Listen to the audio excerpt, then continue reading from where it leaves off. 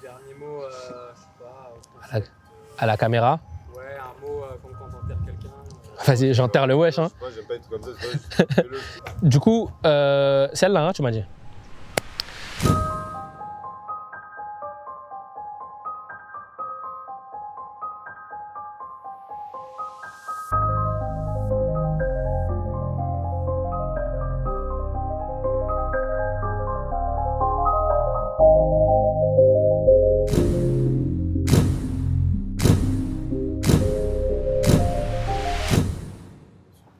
Alors ouais, en gros, moi j'arrive à Bouscapé par le biais du Wesh. Mais du coup, en fait, comment ça se passe, c'est que je fais une candidature spontanée. La première chose qu'ils m'ont proposé, c'était les playlists. Donc là, j'étais déjà content. Je disais aux gens que je travaillais chez Bouscapé pour moi, tu vois.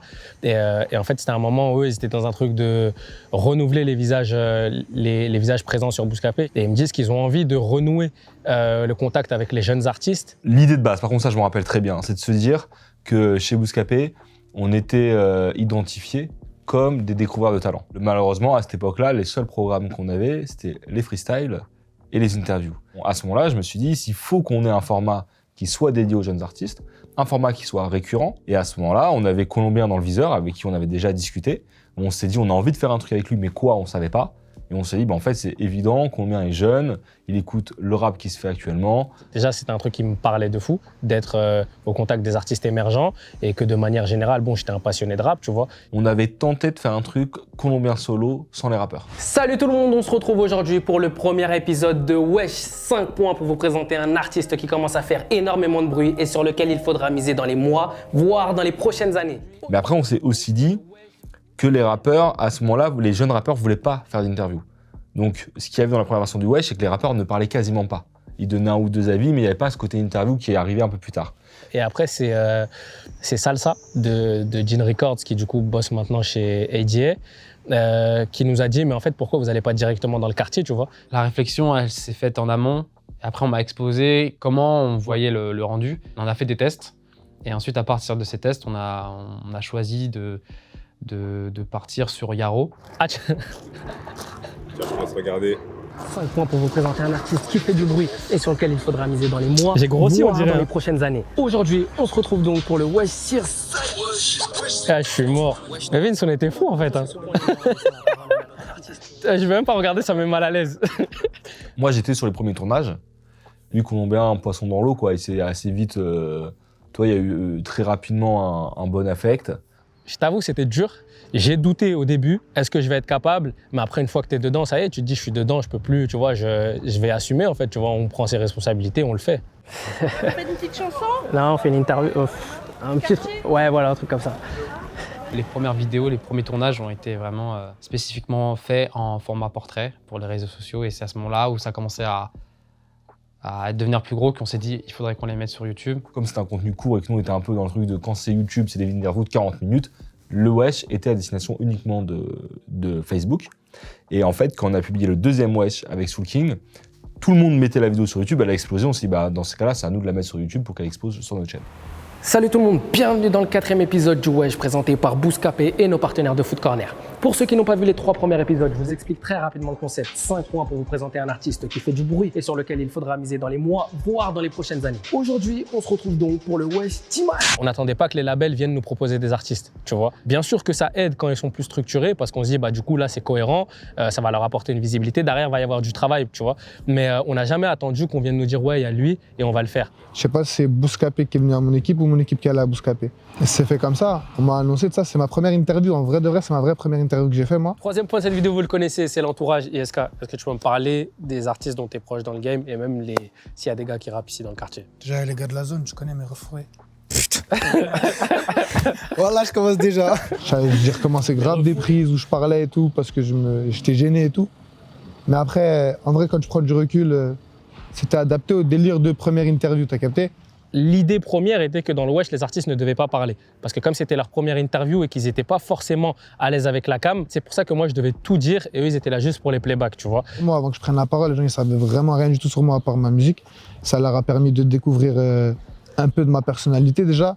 Donc ça, il y a beaucoup de gens qui, quand ils découvrent un peu la personne, ils accrochent plus. Donc ouais, tu sens un avant, un après. Moi, l'impact du format, je l'ai senti sur RK. Et effectivement, quand il y a eu ce truc-là, j'ai senti le un peu avant-après. Je pense que le moment où on sent qu'il se passe quelque chose, c'est peut-être avec Kobalade. Tu vois, l'épisode, il cartonne, etc. Quelques mois après, on est sur une promo Bousca Fantôme avec Nike.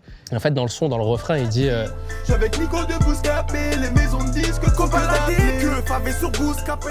Cette phrase-là, tu vois, elle était grave symbolique, tu vois, elle était grave forte. Et là, j'avais senti qu'il y avait quelque chose.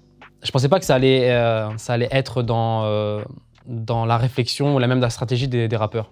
En fait, c'est que la saison 1, on a eu beaucoup de chance, on a eu du flair aussi sur certains artistes. Je pense à Kobalade, je pense à Timal, à Rémi. Enfin, pour l'époque, tu vois, 2017-2018, ça collait, c'était cohérent, les gens appréciaient. C'est devenu quelque chose qui est devenu populaire. Beaucoup d'ennemis, donc obligé d'allumer une forêt animée, nègre de tech. Qu'on a des meurs et qu'on fait de la moula, donc bien évidemment j'ai qui sur le teco. Ma pute me connaît pas, elle m'appelle Diego. Je lui raconte pas ma vie, connaît mon ego. On a tous des jouets, mais c'est pas des Lego. Ça fait beaucoup de boucans et du feu. Le format a pas mal évolué. C'est-à-dire qu'au début, c'était très formaté et l'artiste n'intervenait pas. Au fur et à mesure, l'artiste a commencé à intervenir. C'est devenu beaucoup plus lifestyle. Un gros travail de la part du réalisateur Vincent Filou. Je sais pas s'il m'entendra quand je dirai cette phrase. C'est un concept qui a été créé au moment où j'arrive à Bouscapé et où j'avais fait mes preuves sur le terrain, mais pas dans des études dédiées à la vidéo. Du coup, il y avait des petits défis, notamment l'idée de prendre un drone. Ça, c'était une idée de merde, mais comme on avait acheté un drone, on avait intégré le fait qu'à la fin de l'interview, enfin à la fin du Wesh, tu avais un drone qui filmait le quartier. Et ça, j'avoue, c'était un peu mon petit plaisir d'avoir ajouté ce truc-là parce que je kiffais le fait qu'on fasse des plans drone. Et donc le vrai truc qui nous a fait galérer, c'était ça. Plus le temps il avançait, plus je voulais penser le concept différemment, j'étais plus trop à l'aise avec le truc et tout. Et c'est après, avec le temps, saison 2, saison 3, je me suis dit, je veux plus trop faire ça, je veux plus faire ça comme ça, etc.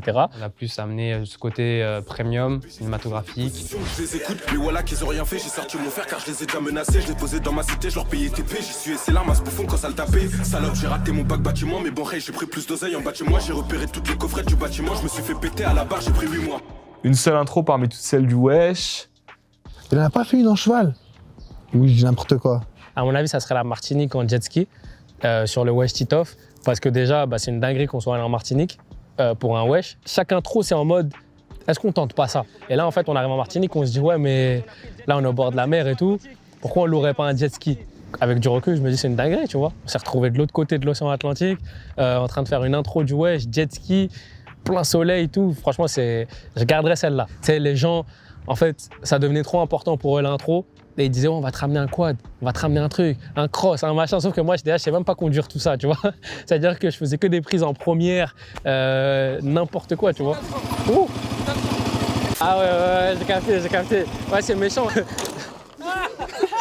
Ce truc d'intro qui, à la base, c'était juste un kiff pour nous, tu vois, parce qu'en fait, comme je t'ai dit, on était dans un truc où on tournait en rond.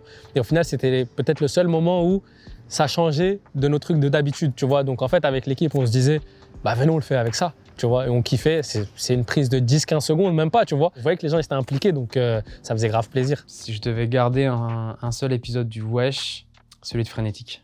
On a été ultra bien reçus. Je trouve que Frénétique, il est grave sincère et l'exclu qui est devenu un de ses morceaux de référence après. Franchement, l'ambiance était vraiment trop bien à ce moment-là. De loin, aujourd'hui, je viens pour leur montrer comment faire de la drill. Bruxellois comme Smalo et IT, YG, Pablo et Gecko. Je voulais l'emmener loin du sexe, mais bébé dit qu'elle me trouve trop ghetto. Quand on est parti faire les pilotes de Soul King, t'as un gars qui est venu nous voir. Il nous a montré Os l'Enfoiré, qui était à côté, il nous a dit « Ouais, lui, ce Os l'Enfoiré, il va tout péter ». Et du coup, à ce moment-là, il était pas connu, tu vois. Et Os l'Enfoiré, il a fait un truc, il a fait une Os l'Enfoiré un peu, tu vois, genre, tu sais, il mettait son poing en avant en mode « Ouais, t'inquiète, tu vas voir, ça arrive », tu vois. Et finalement, Rapta, Stenda, et tout ce qui va avec, quoi. Si je devais garder qu'un seul épisode, je dirais celui peut-être avec Maes.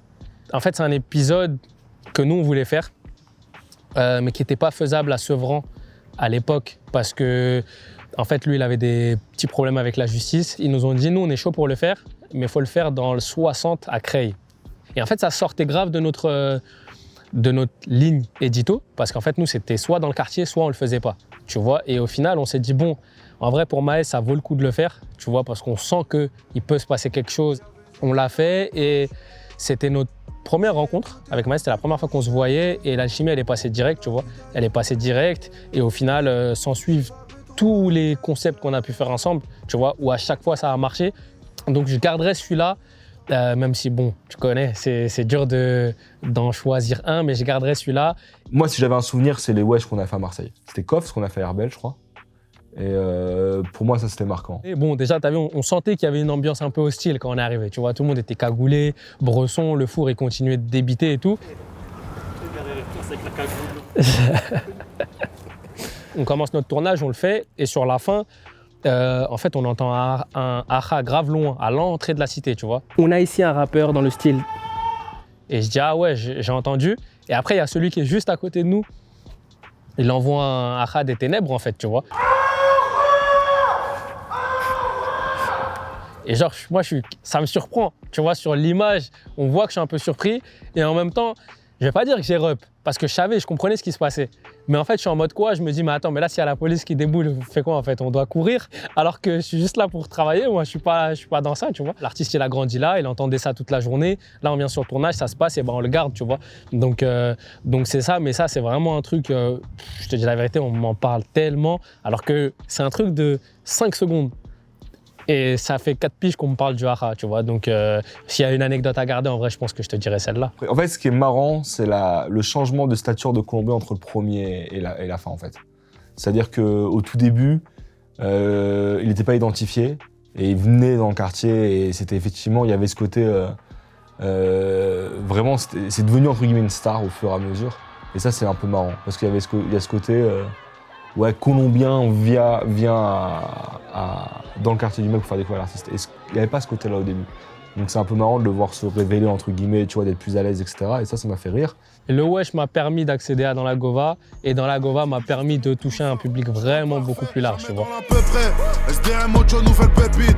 La mission, c'est faire max de pépettes. Ils cherchent des likes avec leur chat en pépé. Du mauvais côté de la vie de Santin, parce que j'étais du bon côté du peupon. Alors le wesh, sur sa fin, en vrai, c'était, on peut dire que c'est un accord commun. On avait déjà un peu fait le tour de toutes les idées possibles et exploitables pour ce type de concept-là, tu vois. Donc on s'est dit, vas-y, on fait cette saison et on voit à la fin. Au final, tu peux pas renouveler tes questions à l'infini, tu vois. Tout cet état d'esprit-là où je me suis dit moi-même déjà, je sais que j'ai plus envie de le faire de cette manière. Le wesh est très connoté, de par son nom. C'est un type de rap particulier et je pense qu'il s'adapte pas à une grande partie des artistes montants actuels. La fève, dans le wesh, ça m'étonnerait de ouf. Donc je pense que le format allait arriver à son bout là maintenant, de par l'évolution des rappeurs qui passent dedans. Un petit peu triste quand même, parce que j'étais derrière la caméra 90% du temps, donc quelque part c'est un peu mon concept, notre concept, mais moi qui a permis son évolution, quand ça s'arrête, ça fait toujours un peu bizarre, quoi. Moi je garde surtout le meilleur. Les rencontres que j'ai pu faire avec les rappeurs, l'équipe des rappeurs. C'est des tournages de 2-3 heures parfois. Tu es dans un quartier, tu vis des choses avec les gars de la cité, de la ville, de là où tu es, tu vois. Des barbecues, des ambiances, la police, trucs, machin. Tu vois, il passe un tas de choses que tu n'avais pas prévues.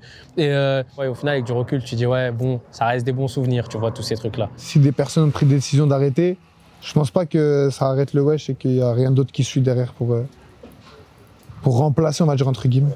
Il va falloir qu'on essaye de trouver un truc qui est vraiment différent du wesh, mais qui reste important comme le wesh, où on peut présenter un artiste émergent. Tu vois, donc ça va être ça le défi de cet été. Le format 11 rappeurs à suivre ne va pas suffire, parce que 11 rappeurs à suivre, c'est une fois par an, et en fait, le mec qui pète en juin, bah, il est trop tard, on peut plus le mettre dans celui d'après, on ne peut pas le mettre dans celui d'avant. Donc tu vois, il y a besoin d'un nouveau format qui puisse s'adapter à plus de types de rappeurs. On va pas dire que ça va révolutionner le game, tu vois, parce que l'idée, c'est toujours de juste pouvoir mettre en avant un artiste qui en a besoin à un moment précis, donc lui apporter notre audience, notre visibilité à nous, pour que ça lui rajoute un plus dans sa carrière. Bah déjà, merci. C'est la première personne avec qui j'ai fait une interview. Je dirais même au nom de tous les artistes, ils peuvent tous le remercier. Parce qu'il a porté le concept, il a fait les choses bien et voilà. En tout cas, l'objectif qu'on s'était fixé dans un premier temps avec Ahmad et Florian, qui était de renouer avec les artistes émergents, c'est réussi, tu vois. Donc Donc je pense que sur les 5 saisons, on a atteint notre objectif. Du coup, le Wesh touche à sa fin, comme on l'a dit dans le dernier épisode avec la F. C'est donc la dernière saison. On est arrivé au bout de la saison 5.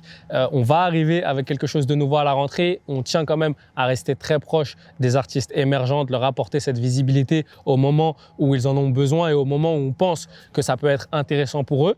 Je tenais à vous remercier, vous, le public. Un grand merci aussi à mon équipe qui a travaillé sur ce concept-là sur toutes ces années. Donc moi, je vous dis rendez-vous en septembre. Je ne sais pas encore avec quoi on va arriver, mais on va arriver. Donc on y va. Let's go.